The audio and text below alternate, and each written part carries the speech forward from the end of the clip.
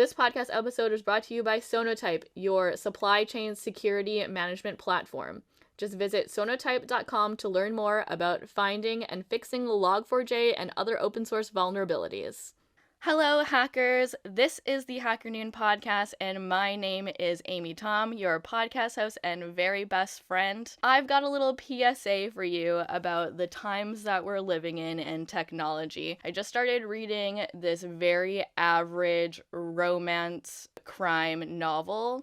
It's called The Bitcoin Widower, and it's about a woman who meets a man on Tinder who owns a Bitcoin exchange, and he goes missing, and then she has to deal with all of his Bitcoin assets. So that's the society that we're living in now. There are now romance novels about Bitcoin. So just a PSA for everybody that's where we're at in 2022 now.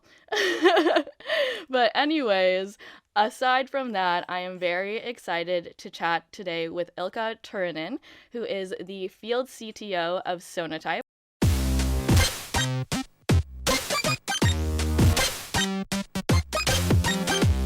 HackerNoon Podcast.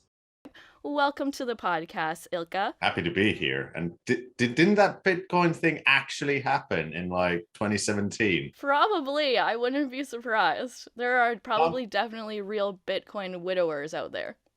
I'm pretty sure someone actually faked their death to get away with the Bitcoin exchange. So yeah, that's the world we live in. Great. Well, tell me, Ilkka, I would love to know more about you and specifically about your title as field CTO, because really this is kind of the first time that I've come across the specific designation of field CTO. So tell me what that is. Well, welcome to the wonderful world of tech titles. We'll invent one every year, for ourselves. Yeah, I'm Ilkka. I'm the field CTO at Sonatype, which is a company that deals with software supply chain security and managing open source and all things related to that sort of thing. And field CTO, it's a bit of a mouthful, but the clues in the title, field and CTO, the kind of business that us as tech companies often are, especially when we're talking about developer tooling, means that there's a component of needing an engineer to help you figure out what the tool is, how it kind of fits within your specific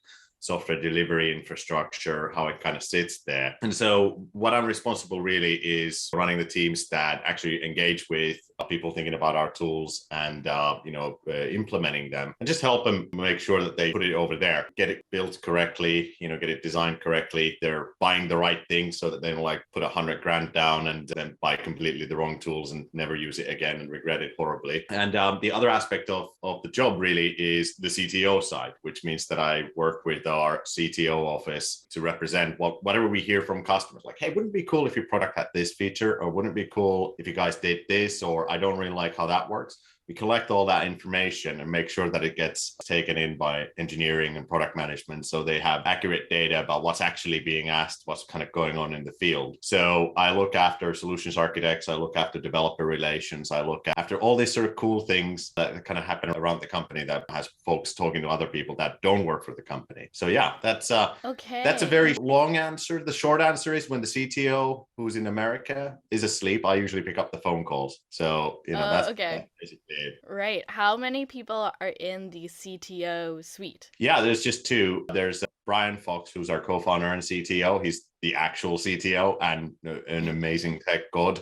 And then there's me, who goes, all right, that's how you say to the world, here's what it actually means to the people that have to implement this thing. So that's basically the two of us. That makes so much sense, because I think talking to customers and being on the ground and understanding the technical aspects of your customer's environment is such an important part of being a CTO, but it often gets so overlooked because there's so much other stuff to do. So that's very cool and exciting that you guys have segmented it that way. Well, it's also a reality in the field. Often as a tech company, we're thinking about the future, how things should be, and how should you structure your software development in the future, which isn't exactly an exciting thought for most people's everyday life. So there's a long way of getting folks to understand, hey, okay, you're here today, here's where you could be, but here's step 1 and 2 that you need to take today or tomorrow in order to get there. So it really helps having that sort of tight visibility of, hey, here's what people are actually struggling with in their real everyday working lives, and here's how we can help them when we're thinking about what product should we build next or what feature should we implement next. It's always an eternity problem with most tech companies, is how do you accurately do that? Because everybody's got a gut feeling and everybody's got a vision, but that might be completely misguided compared to what the customers are actually telling you, or even people that aren't your customers yet, who are really the harder crowd to attract. Having that sort of tight one foot in the outside world at all times and being able to talk about it meaningfully when we're making these product and investment decisions really just helps the company do the right moves and build the right things, so that 6 months down the line, the customers don't scratch their heads and go, what's this then? And why'd you build it? Okay, I need to get into more of the how of having your other foot in your customer's door and in your customer feedback. So how do you do that? Oh, yeah. I mean, no day is like the other. It's very much a day to day. So one of the kind of key things that all the teams that I work with do, and all my colleagues in software solution architecture and in developer relations, they're really out there every day, either as a part of ongoing engagements where customers are evaluating our tools or trying out new technology, or going out to conferences, going out to communities and working with them, just listening what's going on. And so as a part of it, I might do any of those things and all the rest. And sometimes it's about just listening. You might tell me that, hey, there's something's going on in my company. I really just want to solve this problem. I just want to turn on a feature and forget about it. But actually, you might not be thinking about it at the proper scale. So we're helping you figure that one out. And as we have these conversations, no company is the same. It feels like everybody thinks about the same things and thinks about things in the same way. But actually, when you get into the specifics of every single company, absolutely no company is exactly the same. There's always somebody's invented some new way of doing things, or somebody's DIY'd some part of their production set. So having that sort of sense of, hey, here's how other companies do this thing, here's how you can gain some extra advantage by doing that thing, maybe in a custom way for your thing, kind of helps you. And having that sort of sense of what's going on with every customer, hearing all those stories come back, and sometimes pretty hot feedback as well coming back, kind of taking that back in, kind of making sure that we've got a process that associates that with the customer, their value, their adoption, helps us then when we're looking at things in the cold hard light of day. We've only got so much time in the world and only so many teams. What can we do, and what will make the most impact to most customers? So we try and take kind of a very data-oriented way of making that decision, obviously mixed in with our good senses as well. So really, it's all and everything. One day I might just be doing a whiteboarding session. Next day I might be talking to executives about how to measure and manage that. Yeah.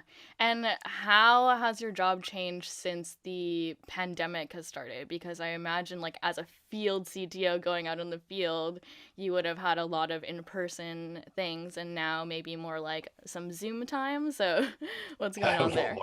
A lot more Zoom time, I'm sure. I mean, that's the beauty of the software industry in general, right? By definition, we're all very asynchronous. The funny thing is when, the pandemic struck, when everybody kind of went remote working, I don't think I really saw any difference in software teams other than, hey, I can just turn on my Slack at home instead of anywhere else. So we were already very used to talking to customers and companies just remotely. And actually, in that sort of sense, if anything, it just made it easier to talk to them directly, because you don't have the ceremony of having to book a room and figuring out who gets the coffees in and things like that. On the other hand, it certainly did a change, because you sometimes hear the most honest feedback after the meeting in the hall on the way out. And those sorts of moments, you now have to think about, how do you make sure that, we're running the meeting in a way that allows people to express that. And it's certainly been a change for sure. But I think overall, actually, the actual specifics of it haven't really changed that much. It's just you can stack more of them in half an hour increments now. Right. And what about how your customers and how the business has changed in general since the pandemic with regards to the increase of supply chain attacks? Well, that's been a big phenomena for us. So we have seen quite a lot of increase in customers thinking about supply chain attacks, just generally companies that we not really hear from before, really getting quite serious about it. It's kind of follows over the last few years. Feels even weird to say, but we've got events like Code Cove and Supply SolarWinds. Obviously, Log4j happened over Christmas. It's 3-month anniversary tomorrow, actually. So it feels like it was so long ago, but it was literally just less than 3 months ago today. So customers are starting to pay attention to it, and it's been also added on to by the fact that governments have started issuing decrees. The Biden administration put a executive order about dealing with the supply chain. So it's certainly increased activity quite a lot, and the conversation is no longer about a change agent, someone who's really enlightened with DevSecOps, really wanting to change how companies are working. It's literally companies taking kind of a board view of, hey, we're going to have mitigation to this because we're going to get asked about it, which is definitely a change. So are there now, under the Biden administration, are there now compliance regulations with regards to monitoring your supply chain? Yeah, so there's literally in November a executive order that came out, and it's called, love Americans. They always got great titles for this. It's the executive order on the nation's cybersecurity. And in there, there's an entire segment about software supply chain security. And one of the things that they say is that they will come out with minimal software bill of material standards, and they will require every company that sells software to the US government to provide a list of ingredients, so to speak, a list of every piece of open source that's been built into the software that's provided, and assurances that if one of those pieces of open source or the pieces of the supply chain goes wrong, that the company has a process to find and mitigate it. And that's a big change, because historically, when you talk to companies and you say, hey, did you know that 90% of your software is actually external? Like, you didn't write it yourself. It came from some person somewhere, and you just adopted it because it was useful. Most companies would have gone a complete blank. So for them to then say, hey, we're going to require this from all of our suppliers, it's a very big change and a very significant shift in standards. Now, what's happening now is there's actually a supply chain security standard that's being worked on by NIST, which is like the National Standards Organization. Like, really exciting stuff, I'm sure. But basically, that will have a big effect on, just what the baseline of good security should look like. And I think, supply chain is going to increasingly get pulled into that. Yeah. Would you say that the best way to mitigate supply chain risk would be vendor consolidation? Yeah, to a certain degree. I mean, it depends on how deep you want to go, but the actual fundamentals of this come from the 60s, because in the 60s, car manufacturers, when they invented something called lean manufacturing, which is really the core of how we build software today, lean and agile, essentially have that. The person that invented that manufacturing style was a guy called W. Edwards Deming. He spent a lot of time in Japan in kind of the 50s and 60s rebuilding the industry. And one of the things that he realized as a part of like figuring out how to get Toyota to be the biggest car maker in the world was that they were using a lot of third-party suppliers. Like, they had a local foundry that would manage their nuts and bolts for them, like would just literally cast them on the spot. So no two cars really had the exact same parts. And he realized that actually understanding what actually went into your car, like, if there's a problem in any part of a car down to a bolt, they'll issue a recall, right? You'll have to drive your car in, they'll do something, change the airbags or whatever. If I asked anyone writing software today, could you do that? Well, after Log4j, I think more companies will say yes. But literally even 6 months ago, everybody was like, what do you even mean? Like, what's that? And he realized that actually reducing the amount of externally built software parts in those cars is really, really useful. But also just like basic stuff like, hey, have you looked at 3 different bolts and decided which ones are the best? You'd be surprised at how often the answer is, nah, I just took the first one that looked right. And all of those lessons that he made, reduce the amount of suppliers, reduce the complexity of your supply chain, understand what parts are in your car, etc. All of those principles are actually really applicable to software. And when you follow all of them, turns out, that's what it takes to start managing this whole beast. Right. But like, when you refer that to software, right, and you think about like as an organization in security, in operations, all of the different applications that I need to have connected to my network and all of the different open source code and everything. Even if vendors were to provide that information to me as a business owner, as a security person, how am I supposed to say, oh, okay, great, this person is using this open source code. Cool. On to the next. How many is too many? How do I manage my environment? It's a really good question. It starts with you have to do a little bit of self-seeking and figure out what is your tolerance, right? Yeah. I hate to use the word, but it's policy that helps you define that. So in most cases, it's not just the amount of open source that's meaningful. Some projects, like today, when you look at a piece of Java, for example, it's easy to see 150, 300 pieces of third-party components in there. JavaScript, you can probably draw a zero at the end. If you've ever heard of dependency hell, that's what they do in that sort of sphere.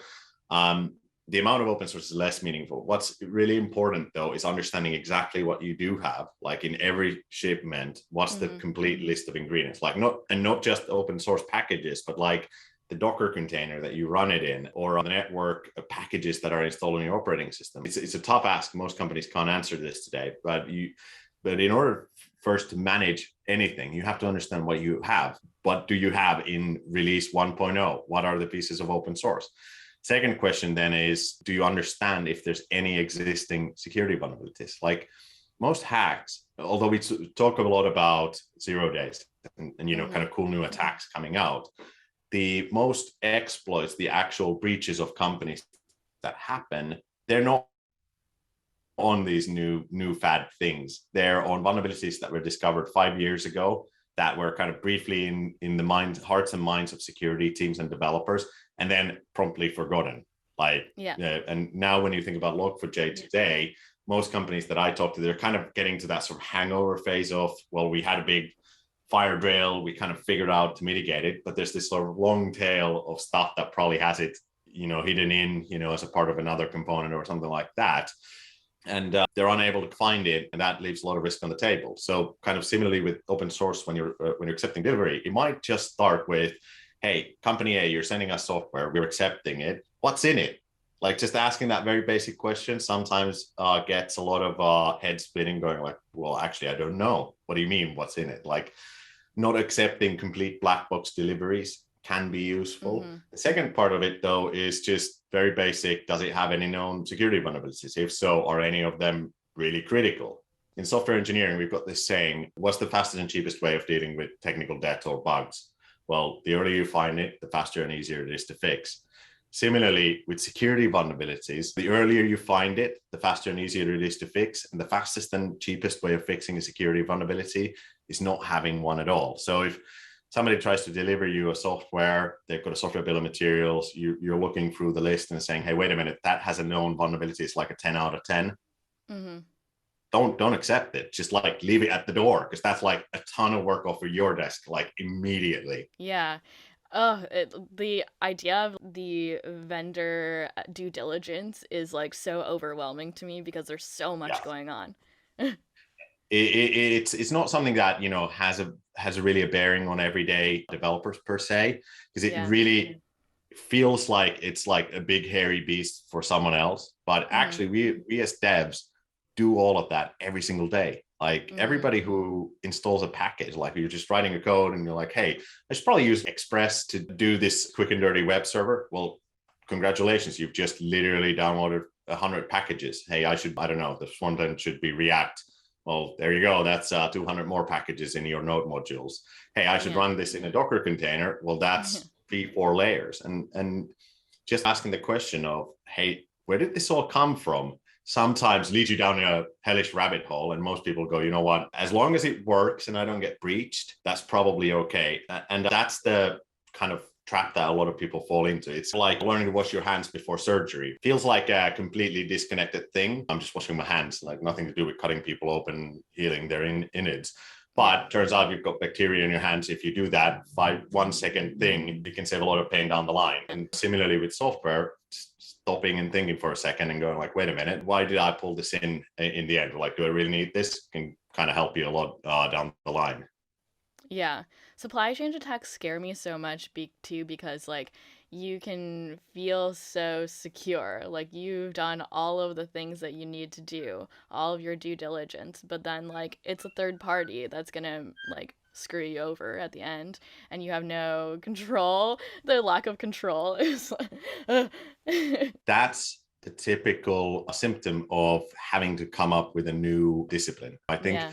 what we're starting to realize, right, is that it isn't just like, hey, I should be mining about everything. I think it's really a new kind of muscle that every software company has to develop. Because you're absolutely right. You can do everything right yourself, but if you haven't minded the 90% that you didn't write yourself, but that forms your software, that can be a problem, a really, really big problem. Yeah. And it's not just the extent the supply chain, it could mean your operating systems and things like that. Very quickly, you go down a rabbit hole of, well, it's too big to even think about. I can't do anything about it, so I shouldn't do about it. And that's a very quick trap that we all fall into. Like the first thing to managing anything is to understand it in all of its hairy goodness. And it doesn't mean that you need to take very big steps to start like making a very big dent in it. Just by like, running one of the many security scanners out there can help you a lot with that sort of thing. It's not just you that's feeling that dread. We're also seeing actual bad actors, ransomware gangs and hackers and script kiddies and everybody in between kind of going like, well, wait a minute, instead of hacking you specifically, if I hack the upstream and I just put a fake package out there, that might get spread to thousands, if not millions of people. And even if it's up for just a day or two, that's got enough of a downstream effect. That's unfortunately the reality of the way we write software today. And it certainly is something that's causing a lot of heartache in a lot of places. And then like how you'll occasionally run into these CTOs where they're like, my security is perfect. No one can get in. No, you're lying. If you have even one like other third party in your network, you have security vulnerabilities. It's like just a game of broken telephone. If you're borrowing something from someone else, you don't understand it fully. That leaves things open. There's no such thing as 100% secure security. Like there's just absolutely, if somebody tells you that, just walk away and go somewhere else. That's a complete lie. Good luck. Yeah, exactly. You know what? I'll take my business elsewhere. But the secret to that is saying, you know what? It's like running a marathon. You can't run it off cold, no matter how hard you try. But if you keep at it every single day and you keep going at it and keep training and keep running a little bit more, turns out you get pretty good at just running in general, right? It doesn't mean that you need to start very big to make quite a very big impact on it. And I think a lot of companies are resistant to it at the moment because they're like, well, hey, it's the dev's job. I don't really want to think about it. It's like, well, wait a minute. If your devs use open source and that license the license that they adopted has a very strong code sharing clause, then you need to share your like entire code base with the world. Are you willing to do that? And that often gets folks scratching heads. So it's not even just about security always. It can just be like, well, wait a minute.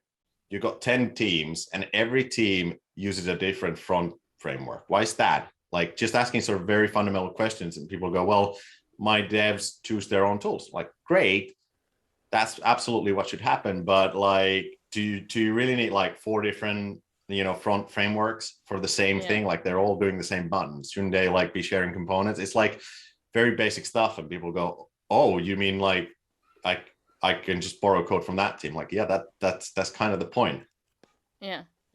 Yeah, there's just so many aspects of everything to think about in security. So I want to ask you more about your thoughts on Log4j and just what you think the industry has learned from that.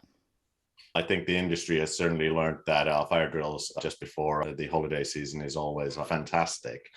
So Log4j was described actually by the director of CISA, the Cyber Information Security Center in the US, which is their top agency for dealing with this sort of incidents, as the worst security vulnerability in her entire career, which is saying something because that's like okay, I did not know that. Wow. There you go. It's a very, very hairy beast. And the reason why that is 2 things. First of all, Log4j is a really popular open source component. My employer, Sonatype, we actually run one of the, or we're custodians of one of the largest registries of open source, something called Maven Central.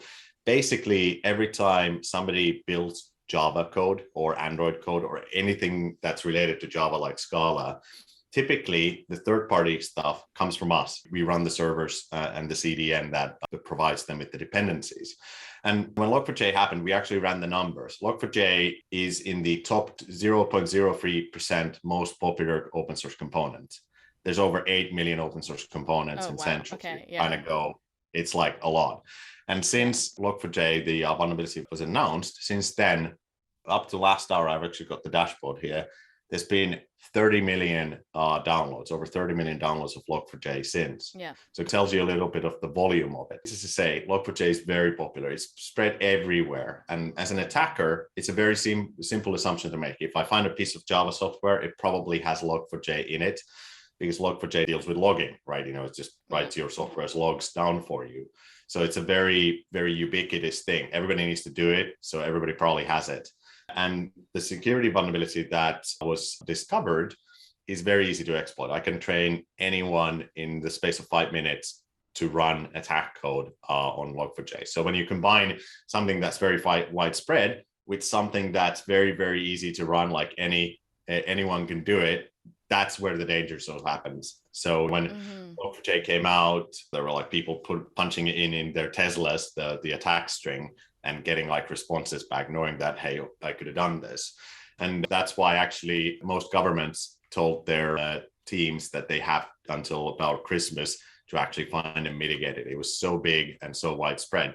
And even today, when I look at the download counts, we publish a dashboard to the world about how the world is fixing Log4j, because we can see the download volumes of different versions. To this day, 40% of all downloads for Log4j are still to the old vulnerable versions, not to the new fixed ones. That's crazy. Such a big, widespread attack that got so much media attention. Why do you think that's the case? Yeah, it's because it really is so easy to exploit. It's pretty much anything that runs Java will probably have it. And because it's so easy to exploit, it's very easy for bad actors then to go out, just literally spray every IP address on the internet and see which ones stick, because you don't really have to have finesse about it. You just need to like knock on the door and see which ones are vulnerable, and then you can come back later to do it. The scariest kind of attack. Indeed, it's like literally just walking down the street, trying every door and every window and seeing which ones are open, and then going, all right, I'll come back to this later. Exactly the same strategy, actually.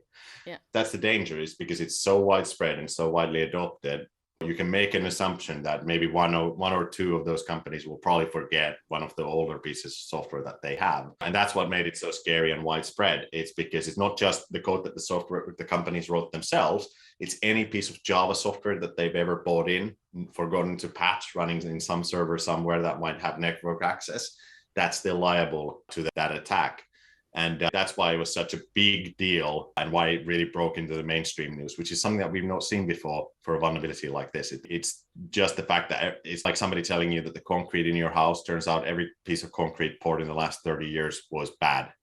And now everybody has to fix it. It's just that magnitude of an issue for Java programmers. And that's really the reason why it blew up. And I hate to say it, but we're in the long tail now, where most companies probably ran a ton of fire drills, because often when stuff like this happens, it's not the actual original vulnerability that's the problem. It's because people start paying attention to the technology like that. So as soon as that happened, every single security researcher in the world started looking at every other logging framework. So within the space of like 3 weeks, we saw 5 other security vulnerabilities come out in Log4j itself, in other logging frameworks, and other things. So all of a sudden, everybody's minds are focused on that single method of attack. And it's like somebody finding a very fundamental flaw in the logic of how that code was written.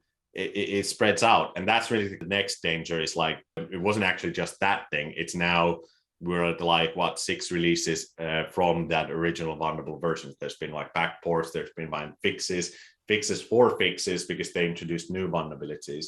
And the project's been very good at providing them. They churn them out like beasts. Absolutely astonishing how good they're at dealing with it. But as a receiver, there comes a point where you'll just like, your inbox is filled with, hey, update this, update that. Eventually you go, you know what? Can't be bothered anymore. I think like the biggest thing is over now. And that's really the dangerous lie that we usually tell ourselves. I'll get to it tomorrow. I'll look at it again. And you never do. So that's kind of the phase that we're in with Log4j now, like the acute big sort of, skiddies trying every single server phase is probably over. But just yesterday or a couple of days ago, there was news that like actual ransomware gangs are now doing multimodal attacks using Log4j as the kind of first entry point. They're like getting in through the door using it. So the danger is still very much out there. And I think just the mathematics, 40% of every new build still has an old version of Log4j. You know that there's a lot of surface out there for them.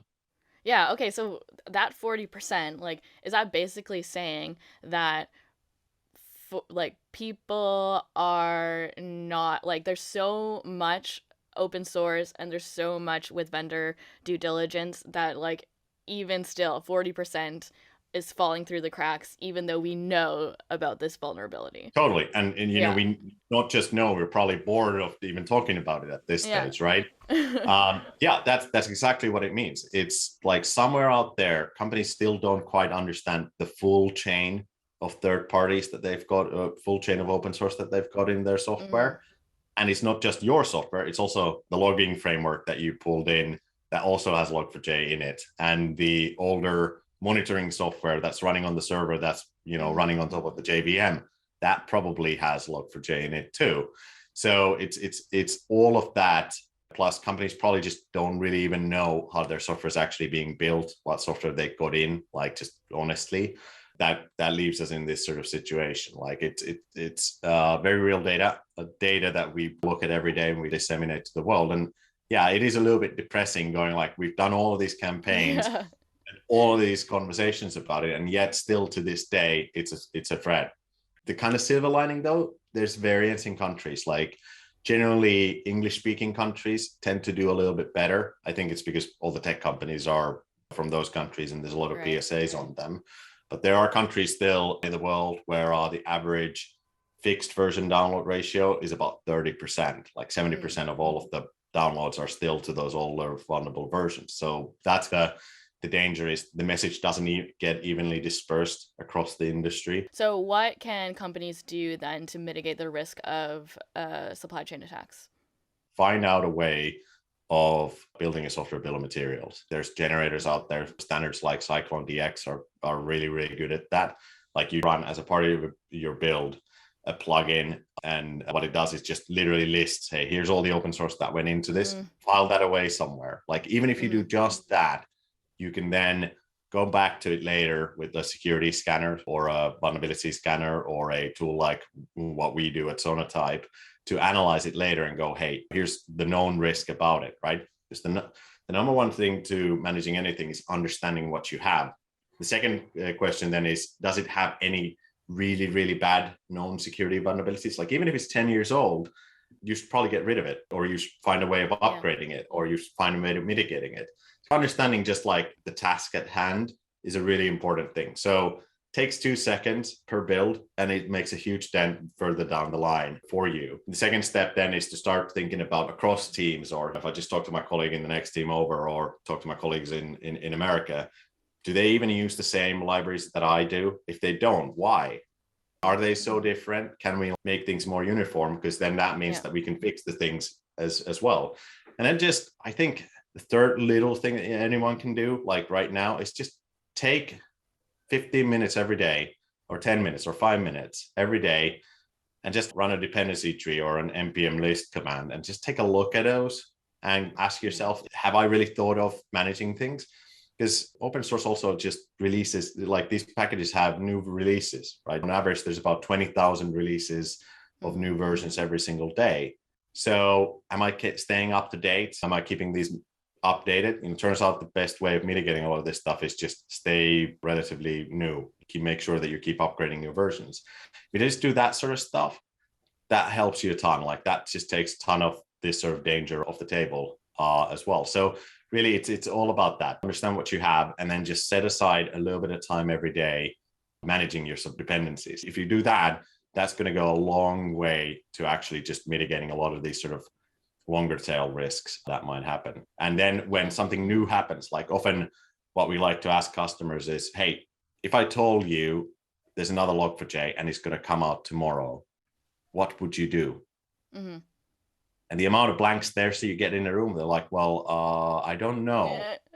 It's like, well, you just went through it. Wouldn't you just do what you did then? Would you do something a little bit better? Just like take a moment, pause, because it's very, very hard to pause in life, but just like take a moment and pause. Like, okay, what if it did happen tomorrow again? What would I do differently compared to the last time?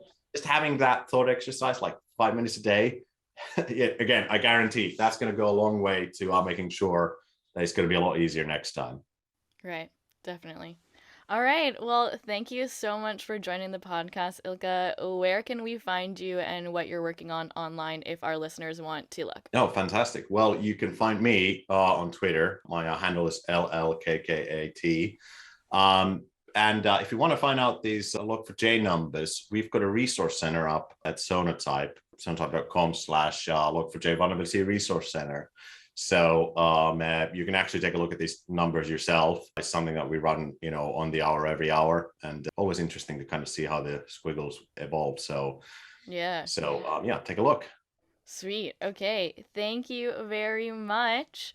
And just so you know, you can find HackerNoon online anywhere you look at Twitter, LinkedIn, Facebook, Instagram, wherever and whenever. It's HackerNoon. You can visit hackernoon.com to read stories about technology. And as always, stay weird, and I'll see you on the internet. Try not to become a Bitcoin widower in the meantime. Goodbye.